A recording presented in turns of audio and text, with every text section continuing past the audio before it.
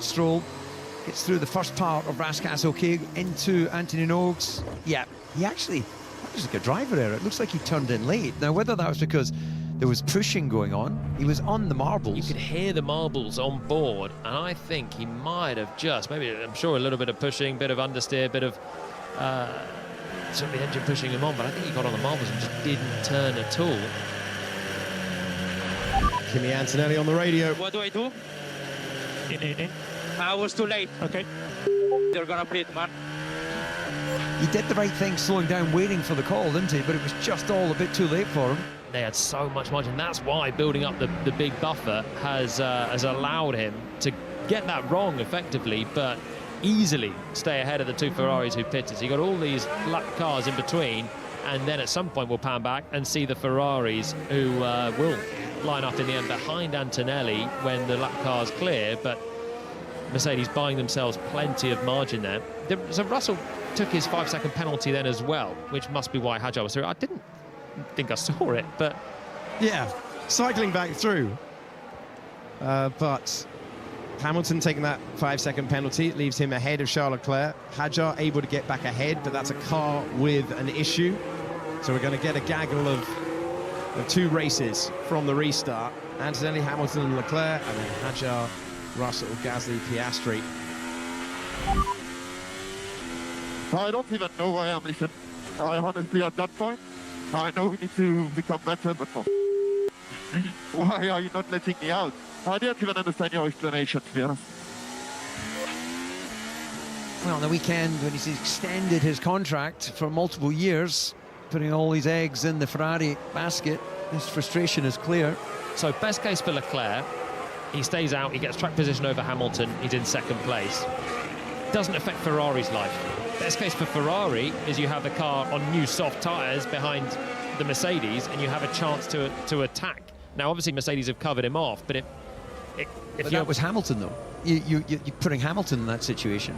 But if you don't pit Leclerc, then he'll still be behind Antonelli, and he'll be in second place on worse tyres than if Ferrari pit both cars and they're both on new softs.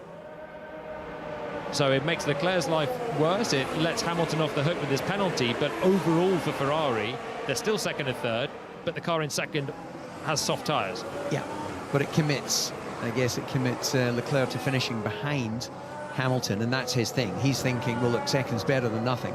Okay, so Antonelli makes his stop, and then George Russell comes in and does not serve the penalty. No, he doesn't. I didn't think he did. So Hadjar didn't dive into the box. He's gone through the pit lane because the safety car came through the pit lane. All the cars did. He is still on old hard tyres, so that's why he's ahead. There's a lot going on here with the pits. But Russell did not serve his penalty. So Hadjar has got a car problem, and this has been an unusual Grand Prix, but this is the latest safety car restart in the Monaco Grand Prix since 2017. The lap cars may now overtake. The instruction has been to move from the pit lane to the main racetrack once more. And this is going to take a while to make our way through. Now, in terms of those 5-second penalties, we now know that Piastri has served his. Message comes from race control. The graphics that you can see still with the 5 seconds hanging over them. But Hamilton's has not been noted. And I think Russell's going to get in trouble for that, for not serving a penalty when you are mandated to serve the penalty in the pit stops. So Mercedes were obviously so focused on servicing the race leader coming in, they've then double stacking, someone's getting to work quickly. I wonder if they're counting the moment he was just sitting there waiting for the car in front to be serviced. I think you've got to be stationary in the box. I don't think stationary in the pit lane. I think you're absolutely right, but remember, way back, I think it was at 94, the Benetton team figured out where the pit lane was, and for some sort of penalty, they finished the race and then served it effectively after the checkered. And I'm confusing myself there now, but there have been loopholes over the years. There have been. I think you're thinking of when Schumacher won the British Grand Prix by going over the start-finish line in the pit lane. Yes, that's right. And that's exactly what I was thinking. That was, they got away with that one because the penalty was delivered too late. It used to be a rule that you had to issue a penalty in 20 minutes. You used to have stop-go penalties at the end of the pit lane, not served with your team, but in a special box. but that's a strange one for George Russell. There was an opportunity there. Hadjar is in 4th position, Russell in 5th, Gasly in 6th place. Piastri has served his penalty in 7th, and it's Lawson, and then we have Lindblad, who continues on, and then Albon and Sainz. Safety car still out. At the Monaco Grand Prix, Kimi Antonelli had an enormous gap that's been eroded at the moment that was deployed for the crash of Lance Stroll's Aston Martin.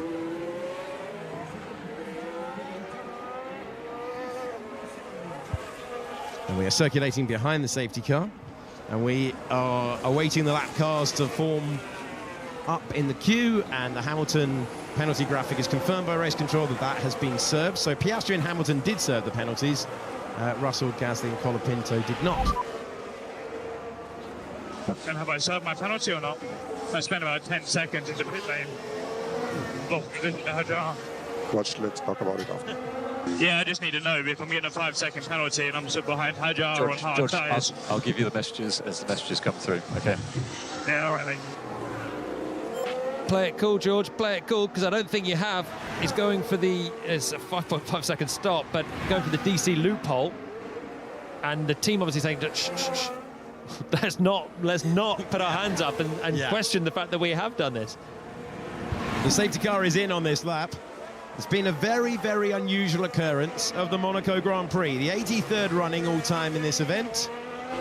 And the safety car is ending at the end of this lap. Gasly did not serve his penalty because he did not pit. So he is still, as you can see, on a hard tyre. The same with Colapinto. So they are in a different boat here. Gasly's got ahead of Piastri, but still has a 5-second penalty, as is right. Russell should have served his penalty. And Mercedes will be arguing that, I am sure, as George is already making his case over the team radio. Anyway, safety car restart for Kimi to deal with now. Well, Lewis Hamilton, with a huge amount of experience in Formula One, 3 times a Grand Prix winner around here. Start number 386. This is start number 30 for Kimi Antonelli, 19 years of age. The Grand Prix was won. There's only one hand on the trophy around here when you've not got to the end of the 78 laps, because you can always get a safety car, you can always get a curveball, and now he's got to keep Lewis Hamilton behind. Hamilton trying to win his first Grand Prix for Ferrari. Antonelli trying to win in Monaco and make it 5 in a row. The green flag flies on the start of the main finish straight. Oh, but into the wall and out of the race. Charles Leclerc from the podium to the wall, and it goes wrong on the restart for the home favourite. There was no grip at all. You could see Antonelli, when he put his foot down, was just slithering around, had nothing. The tyre warm-up wasn't there.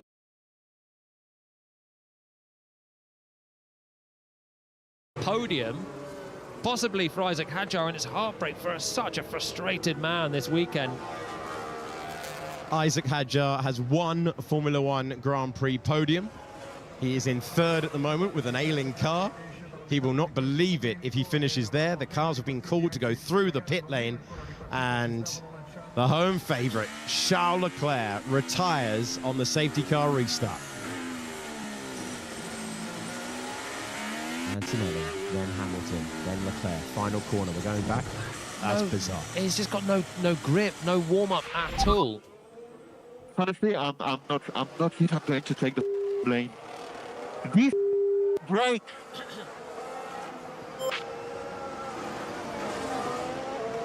Skating by into the wall and out. Hadjar nearly rear-ended him as well on his way. Look how close Isaac gets there to going straight, and just has to really slow it down. He's been struggling with the brakes all weekend. It's not a big braking zone there, but when you've got the cold tyres, cold brakes as well, probably sitting around behind the safety car, not feeling like he's getting any bite for it when he suddenly wants to fire it up. And that's been his real Achilles heel this weekend, getting the car stopped in the big stops. For the first time this season in a Grand Prix, a Ferrari will not reach the flag, and Ferrari's 100% finishing record is gone. And Charles Leclerc, his record around here is just pure pace. Every single year he turns up, and in 2024 He's secured that emotional victory on the podium last year. Looked like he was going to be on the podium again. And not getting on with the brakes has been the story of his weekend, and this time it costs him on the restart. The race controllers now said they're going to stay on track. They're not going through the pit lane this time around. You've got to get that right, otherwise that's a penalty as well. And he's provided us with Monaco magic and Monaco misery, and pretty much nothing in between. Body language tells you which way this one's gone. What a horrible weekend for Charles. Frustration throughout. He's been really quick. That's the thing. He's been super quick. And the emotions spilling out. He knows that camera's there as well. He goes back to his race engineer, Brian Bosley, for the immediate debrief. It wasn't just him on that restart struggling. Antonelli it was obvious that he did not have the confidence. And he's got to do it again. Got an update from race control. George Russell has been noted for failing to serve the time penalty correctly, and that could be an extra penalty for the driver second in the points. We've seen that as a 10-second penalty in the past. So, yeah, Toto Wolff did not want that aired over the radio, but that's better news for Hadjar now, because the two behind him have to serve penalties. We know how difficult it is to overtake, and I think Red Bull have absolutely nailed this by just keeping him out there, taking track position. And he's in now third position. Still not quite sure what happened to Oscar Piastri earlier on, that he wasn't vying with Hadjar or ahead of Hadjar at the stops, but then he had his own penalty to serve, which he did. Lindblad hasn't changed tyres. No. So he Continued is still on. due a pit stop. Yeah, you have to. So there's no mandatory stops in Formula One, but you've got to use 2 compounds in a dry race. That's the rule. Different in other categories, but there's no mandatory stop. So if we got a red flag, he'd be able to. Oh my word, we have! Oh my word, that's bizarre. We've got a red flag, and Arvid Lindblad gets exactly what he was looking for. So he can now, as per the rule book, change his tyre set, and he will be on for an 8th place finish. Racing Bulls will be delighted with that news. Williams will be disconsolate at that news, because it's going to cost them a position. And the red flag flies in Monaco. This is George Russell. So he's in the fast lane. He's in the fast lane. He now goes into the slow lane. And he didn't serve the penalty that he got for speeding in the pit lane. The right front knew what they were doing. The left front went straight on. They were waiting. Yeah. So it's a communication error for serving the penalty. And in the confusion of a late safety car deployment for Lance Stroll in the barrier, this race has turned completely on its head. It was strange. There wasn't a lot to remark about. We had Lando Norris, Oliver Behrman, Valtteri Bottas and Max Verstappen retiring. But when Lance Stroll hit the barrier on the restart, we have seen Charles Leclerc go to the wall, and now we line up in the pit lane and we await a restart in Monaco. There is a potential here, if the race director chooses, a standing restart option, but I got to tell you, it's totally in the discretion of Rui Marquez. Your analysis program is going to be about 3 hours long. That's a good sign for a Monaco Grand Prix. There's not been a lot of overtaking. There's been plenty of action. Gasly's got another penalty. So he hasn't served his first. He's picked up a second. He's had a brilliant weekend behind the wheel. Whatever is going on with these drivers coming through the pit lane at 60 kph, it is going to be incredibly punishing for Gasly. 10 seconds to serve. Now Russell may well have a bigger penalty coming as well. It could be a standing restart. Lindblad has absolutely got himself to where he needs to do. Racing Bulls have gone brave with the strategy. They've done probably the only option that might get them there, and luck has played its part to get them there. 7th and 8th. All right, party people, let's give you an update on what we think is going on with the pit lane. There are suggestions from teams on the radio that it is cutting the distance across the line in front of Cadillac, that is shortening the distance and therefore, on average, speeding in the pit lane. Yeah, okay. So when I was racing, you had to be consistent with your line when you were doing pit entries through the weekend. So especially on the pit entry, you used to be able to cut a little bit, and the team would say, if you're going to cut a little bit, cut a little bit all the time, because it's done on averages through the pit lane. And so you can now do that on the exit as well, where Cadillac are. You can obviously nibble a little bit to the left-hand side, and drivers that haven't been doing it through the weekend, where it's been calibrated, are now doing it in the race. Let's have a look with Gasly. So you come in, you cut the left there. You've got to do it all the weekend, because that is how you get the sensor to be perfect through these averages. We're then coming through. Is he then going to cut down the left on the exit? Let's have a look whether he cuts across. So your distance there is potentially what is shortening it and causing the speeding in the pit lane penalties. So he does, and Colapinto does. Now, Colapinto is not a great reference, because he's also got one of these penalties, and I wonder if that's not been possible to the team so far through the weekend. Maybe had Cadillac out in the garage, or you've had something there that means that on the way in there's no garage there, so it's free choice. On the way out, that is Cadillac space. So that is the difference there. Hey, we've got a sensible solution in the end to this. But why have Alpine allowed Pierre Gasly to go through and do it again and not had a check of what was going on? They've got the data available to them. I can tell you the red flag is for this track breakup. So the race director will inspect this. They're going to sweep the track. Got to say congratulations to the Monaco Grand Prix marshals. They've been exemplary all weekend. They clear the cars so quickly in every category. They'll sweep it, but there will be a call to be made by the race director about whether he thinks that is an acceptable surface of the racetrack. And if he doesn't, he can call a halt to the Monaco Grand Prix and freeze the order. That is available to him in the rulebook as well. Maybe gives more explanation as to why Stroll had that strange look, even though you can see the marbles there.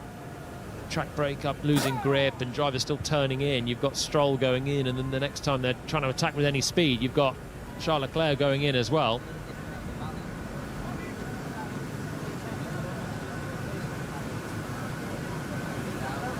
That's Arvid Lindblad in conversation. And we've got a shootout to win the Monaco Grand Prix. I can tell you that Max Verstappen's already gone home. He only lives 500 meters away. But his teammate, what an opportunity for a first podium. I mean, he must have thought his Grand Prix was done, and instead he might finish it on the podium that he would desperately, desperately want. He's alone with his thoughts for the moment. He was saying earlier on how just emotionally tiring a Monaco weekend is. He was been brilliant here last year as well, had a great run in the Racing Bulls car, and it is to the concentration levels, the intensity of this weekend is like nothing else. When you hear him on the radio, you absolutely feel it, don't you, for him? Imagine living on the rev limiter like he does for such a long period of time. He's driven a great race to be in third, frustrated George Russell, managed to stay ahead of Piastri somehow, and now he's got a golden opportunity of a podium, and he will be exhausted later. He won't be the only one. What a strange Grand Prix. It could yet all change. Let's hear from the first story in the race then. Max Verstappen, we wondered whether he could put the pressure on Kimi Antonelli to the first turn. He couldn't. He was the first retirement instead. Let's hear from him now. Hey Max, obviously hard luck out there. Just how frustrating is it for that to happen given the amazing qualifying you had yesterday? Well, I mean, after such a nice weekend for us, you at least hope to be on the podium, right? Yeah, when you of course then retire basically straight away, is I think painful for everyone.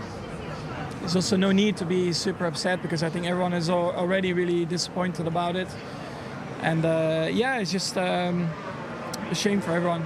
I mean, I really hope that I could do something, or at least make it an exciting race, try and put the pressure on, because I really felt good this whole weekend. And now to basically come away with 0 points is, yeah, probably even more painful. So what kind of happened in those moments when the lights were going out, and then I saw you did eventually get going, but then pulled off to I think already the formation that wasn't particularly great, but then in the pre-start already the engine was responding very weird. So normally at one point you find your RPM target, but the engine was basically not doing that.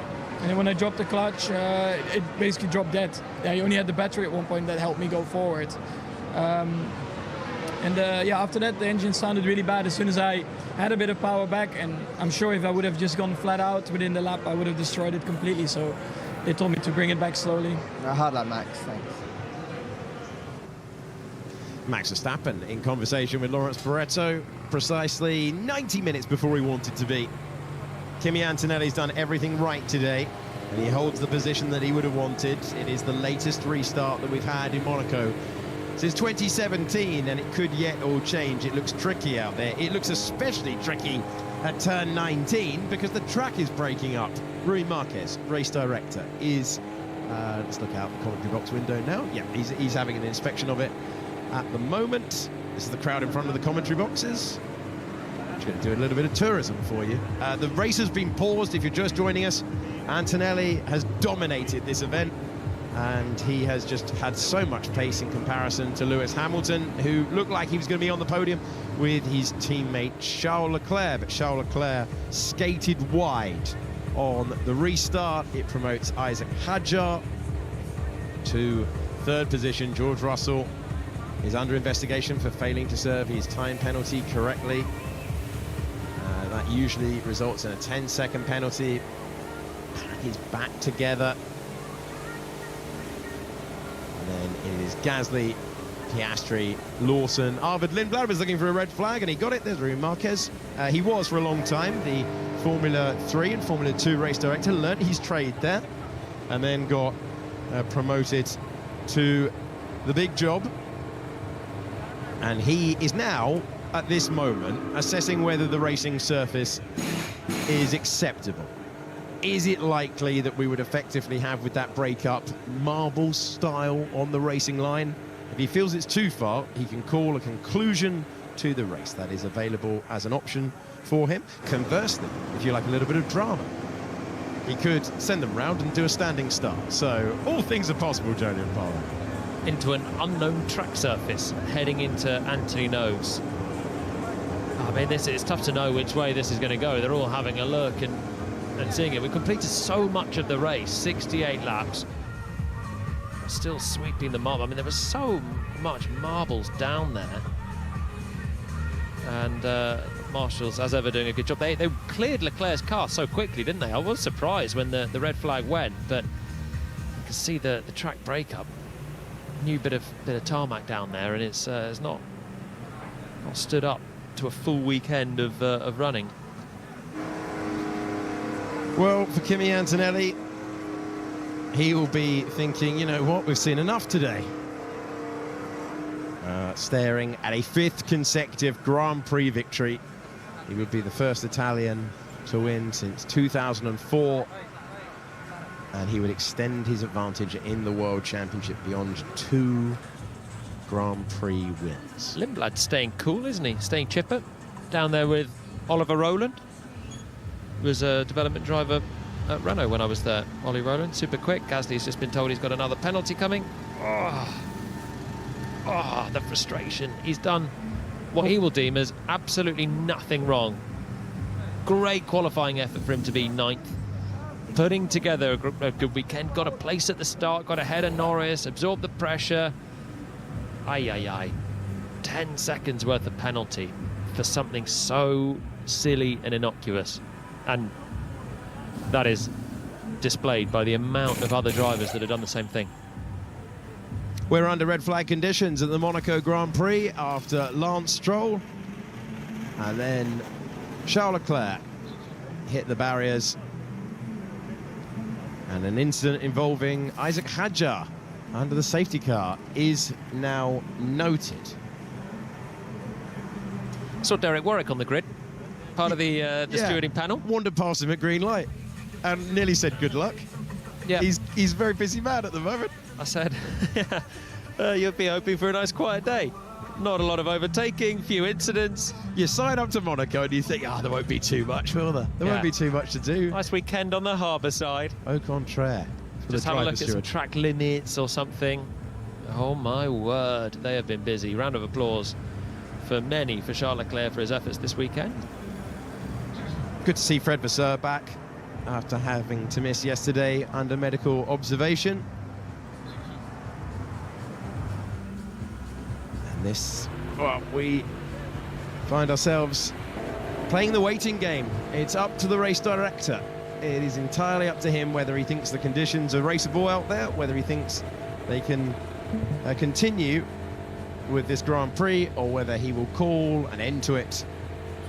And all the penalties will cycle through. We'll get a final classification. But there's a lot hanging over plenty of drivers right now. It's not dampening the spirits down in the harbour. That could be worse places to be. As sporting event goes, this is right up there. And as sporting watchable locations go, that is right up there. Back of a yacht by some of the fastest, most exhilarating corners on the calendar. Okay, well, we've got a resumption order. That is listed for you at the it's the order when we got the red flag, but we'll wait to see whether we go to the 10-minute restart procedure that race control would notify all the teams for. They get told, and then there's a procedure, we count down, and then it's up to Rory Marquez whether we have a rolling start or a standing start. So still under discussion, but we're certainly heading towards a restart with a start order and getting the cars settled in that place. So Ayao Komatsu there smiling with Esteban Ocon. He's ahead of Nico Hulkenberg, 11th place, chance of a point.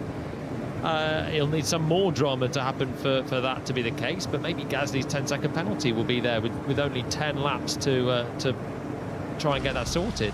Don't know, I have no idea how Ocon got ahead of Hulkenberg in there. Neither of them pitted for tyres when the safety car was out. Lots to be resolved at the Monaco Grand Prix. It's a good time to check in with Ruth Busker.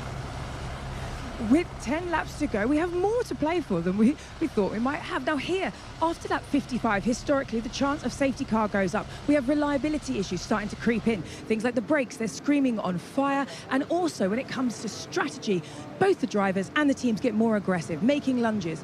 And then what we have here is a phenomenon. Yellows breed yellows, accidents breed accidents. The safety car compresses the field. On every restart, there's a chance of another incident.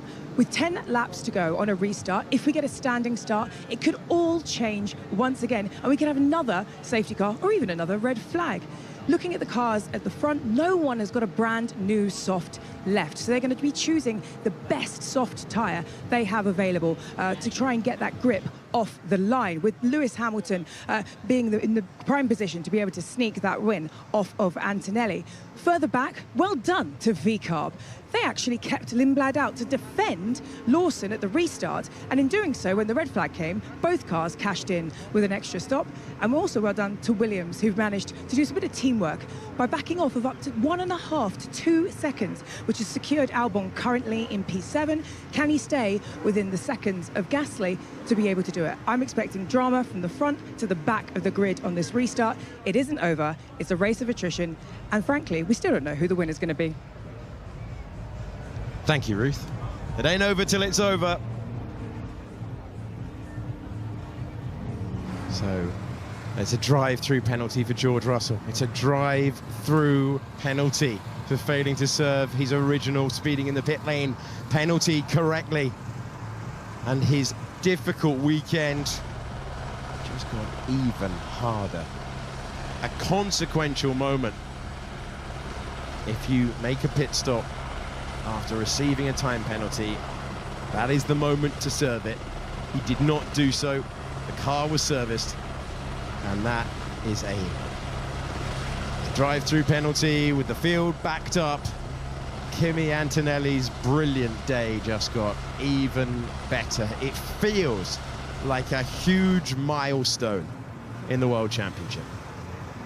Well, this weekend could have gone this way or that way or this way again for George. 6th on the grid, losing Max Verstappen at the start of the race. Isaac Hadjar in trouble. He jumps him for 4th. That would have become 3rd with Leclerc being out of the race, and what a save that would have been from another difficult weekend. Instead, it has flopped entirely the other way. A drive-through penalty. I mean, that's going to obviously put him right at the back of the field here, and that is nil point, with his teammate looking for a maximum score, high on confidence, fastest lap of the race, pole position, heading for 5 in a row. But he may well have to do a standing start again. He's coped with 1, but he's now got a Ferrari on the front row, and we know how good they are at start. So that's the one thing that now George will hope that something befalls his teammate. Teammates, not really when it comes down to a championship. They are your first rival, and they are title rivals. So, I mean, George is not going to be in a good spot, though, is he? Well, it is incredibly tough when you know that everywhere you go. This was the big question. We came into this weekend and there were plenty speculating that Ferrari were going to have a chance. They were so many people's favourites ahead of the start of the weekend. Kimi Antonelli found an inspirational lap. So did Max Verstappen. Verstappen didn't have the reliability to get off the line. But in the Grand Prix distance, this has been dominant. There is the track that's the part of the track, clearly a resurface ahead of this year's Grand Prix, and it's taken a bit of punishment with 22 Formula One cars going over it. Stay with us. We could yet get something genuinely extraordinary. But George Russell is facing a drive-through penalty. And he'll be just desperate to get out of here and try and reset. It is a big moment as it stands. When he serves that, drops to the back of the field, Lewis Hamilton's going to overtake him for second place in the point standings. Would have seemed unthinkable when we left Melbourne that would be the case, but that is what we have seen transpire, and the incident involving Hadjar is under investigation for that safety car infringement about 20 minutes ago. Have we any idea what that was? I don't. Came through the pits, managed to get ahead of George, but then Hadjar becomes the latest one for the stewards to have a look at. So who is going to step up for a podium here? Of course, it depends what sort of penalty it is, because a 5-second penalty, Hadjar could probably absorb. You're going to have Russell, you're going to have Gasly there with penalties of their own to serve. So you are then looking at Piastri to try and get close. I don't know if Isaac knows that he's under investigation or not, but he is a cool customer right now. Awaiting word from race control. The last update about Hadjar, but we stand by under the red flag conditions. Gives us a chance to hear from another one of our retirements. Winner of the Grand Prix here last year, didn't finish this. Lando Norris has been speaking to us downstairs. Hey Lando, you just haven't had much luck this year from a reliability perspective. Just sum up how you're feeling right now after today. Pretty good. I'm actually happy to be out the race. No, I mean, look, I'm fighting for a P8. Gasly has a penalty now. This was my chance to be there and get a few points. And at this point of the year, we're not expecting a win or a podium, but we need to maximize 6th, 7th, 5th. Little points along the way, and they all add up. And I'm working hard, the team are working hard, and we're just not getting rewarded. We're just being, I guess, unlucky. Some of it's our fault, some of it's failures, some of it's just being unlucky. So I don't know. We're doing the best we can. I'm doing the best I can, but when you just can't finish a race, I don't know what I should really expect.